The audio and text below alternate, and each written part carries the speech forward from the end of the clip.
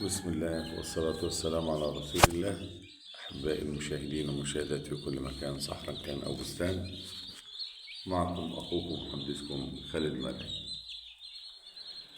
دي بسم الله ما شاء الله الفراخ عمر يومين، ده اليوم التاني. بسم الله ما شاء الله أهو فراخ كلها بسم الله ما شاء الله بتجمعها حوالين السقاية دايما على الفجر. لسه بيفطروا يعني، احنا الصبح الساعة 7 الصبح، فطبعا هم قايمين يشتغلوا بقى على الأكل وعلى الشرب.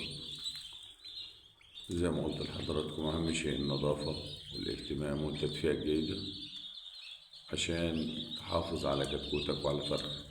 أرضية نظيفة، تهوية نظيفة، تدفئة جيدة، درجة حرارة مظبوطة، كده تقدر تحافظ بها على كتكوتك وعلى فرخك، تاخد أحلى إنتاجية إن شاء الله، وتحافظ على منتجات الهواء المباشر.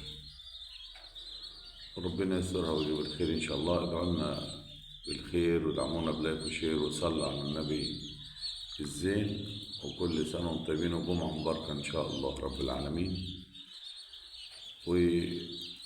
وخليكم متابعينا ودعمونا، واكتبوا في تعليقات اللهم صل على سيدنا محمد وعلى آل سيدنا محمد. لا حول ولا قوة إلا بالله العلي العظيم.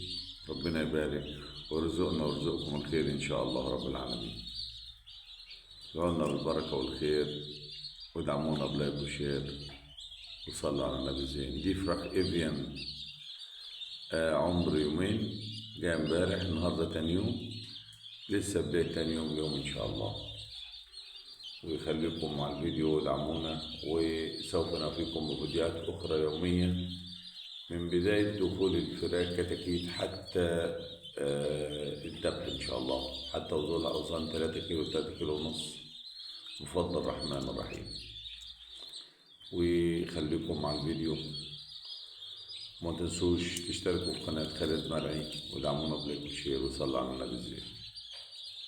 والسلام عليكم ورحمة الله وبركاته.